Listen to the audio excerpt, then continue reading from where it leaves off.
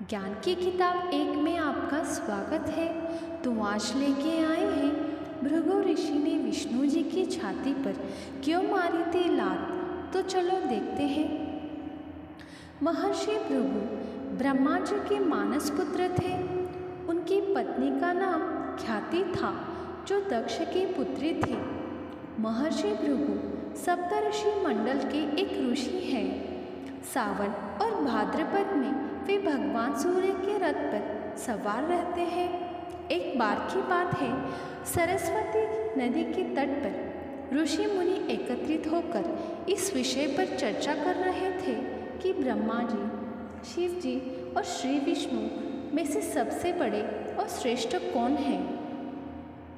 इसका कोई निष्कर्ष न निकलता देख उन्होंने त्रिदेवों की परीक्षा लेने का निश्चय किया और ब्रह्मा जी के मानस पुत्र महर्षि भृगु को इस कार्य के लिए नियुक्त किया। महर्षि भृगु सर्वप्रथम ब्रह्मा जी के पास गए। उन्होंने न तो प्रणाम किया और न ही उनकी स्तुति की। यह देख ब्रह्मा जी क्रोधित हो गए। क्रोध की अधिकता से उनका मुख लाल हो गया, आंखों में अंगारे दहकने लगे। लेकिन फिर यह सोचकर कि ये उनके पुत्र हैं, उन्होंने हृदय में उठे क्रोध के आवेग को विवेक बुद्धि में दबा लिया। वहाँ से महर्षि भृगु कैलाश गए। देवादिदेव भगवान महादेव ने देखा कि भृगु आ रहे हैं, तो वे प्रसन्न होकर अपने आसन से उठे और उनका आलिंगन करने के लिए भुजाएं फैला दी। किंतु उनकी परीक्षा लेने के लिए भृगु मुनि उनका आलिंगन अस्वीकार करते हुए बोले, महादेव, आप सदा वेदों और धर्म की मर्यादा का उल्लंघन करते हैं। दुष्टों और पापियों को आप जो वरदान देते हैं, उनसे सृष्टि पर भयंकर संकट आ जाते हैं। इसीलिए मैं आपका आलिंगन कदापि नहीं करूँगा। उनकी बात सुनकर भगवान शिव क्रोध से तिलमिला उठे। उन्होंने जैसे ही त्रिशूल उठाकर उन्हें मारना चाहा, वैसे ही भगवती सती ने बहुत अनुनय विनय कर किसी प्रकार से उनका क्रोध शांत किया। इसके बाद भृगु मुनि वैकुंठ लोक गए। उस समय भगवान श्री विष्णु देवी लक्ष्मी की गोद में सिर रखकर लेटे थे। भृगु ने जाते ही उनके वक्ष पर एक तेज लात मारी।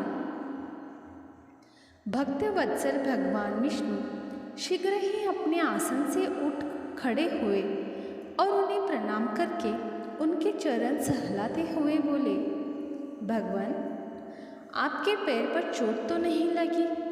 कृपया इस आसन पर विश्राम कीजिए। भगवान, मुझे आपके शुभ आगमन का ज्ञान न था, इसलिए मैं आपका स्वागत नहीं कर सका। आपके चरणों का स्पर्श तीर्थों का पवित्र करने वाला है। आपके चरणों के स्पर्श से आज मैं धन्य हो गया। भगवान विष्णु का यह प्रेम व्यवहार देखकर महर्षि भृगु की आंखों से आंसू बहने लगे। उसके बाद वे ऋषि मुनियों के पास लौट आए और ब्रह्मा जी, शिव जी और श्री विष्णु के यहाँ के सभी अनुभव विस्तार से कह बताया। उनके अनुभव सुनकर सभी ऋषि मुनि बड़े हैरान हुए और उनके सभी संदेह दूर हो गए। तभी से वे भगवान विष्णु को सर्वश्रेष्ठ मानकर उनकी पूजा अर्चना करने लगे। वास्तव में उन ऋषि मुनियों ने अपने लिए नहीं बल्कि मनुष्यों के संदेहों को मिटाने के लिए ही ऐसी लीला रची थी।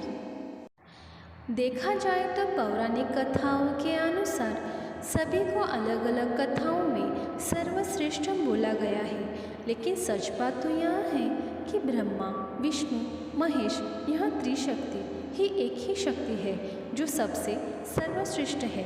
तो ऐसे ही वीडियो पाने के लिए ज्ञान की किताब एक को लाइक करें, शेयर करें, कमेंट करें और सब्सक्राइब करें। धन्यवाद।